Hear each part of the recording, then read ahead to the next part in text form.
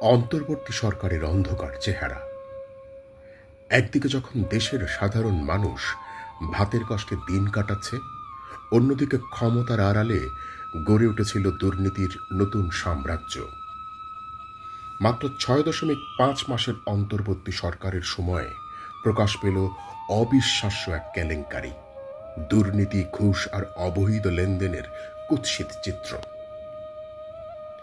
নিম্নোক্ত ব্যক্তিদের বিটকয়েন নামের ক্রিপ্টোকারেন্সির মালিকানার চিত্র। আজকের বাজার দরে বিটিসি সমান ৮৯,১২৫.৬১ মার্কিন ডলার, যার সমপরিমাণ ১১,৪৪,৪১,৬৩৩ টাকা। শেষ পর্যন্ত নিম্নোক্ত ব্যক্তিদের বিটকয়েন নামের ক্রিপ্টোকারেন্সির মালিকানার চিত্র।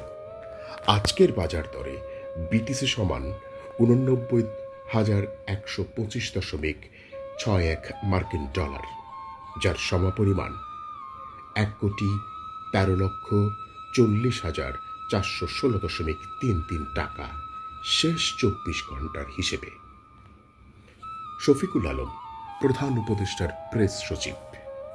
মালিকানাধীন বিটিসি ৯৩.০৬, সমপরিমাণ ১০.০ মিলিয়ন ডলার, প্রায় ১,২৫০ কোটি টাকা।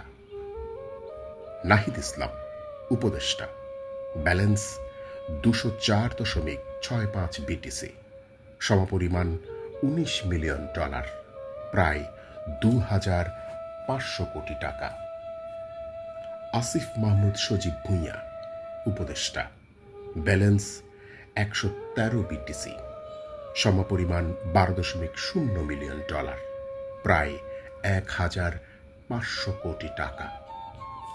Sarjis Alam, balance ৭.৭৬ million dollar, প্রায় ১,০০০ কোটি টাকা। খান তালাত মাহমুদ রাফি, ব্যালেন্স ১১.০৯ বিটিসি, প্রায় ১২,০০০ কোটি টাকা।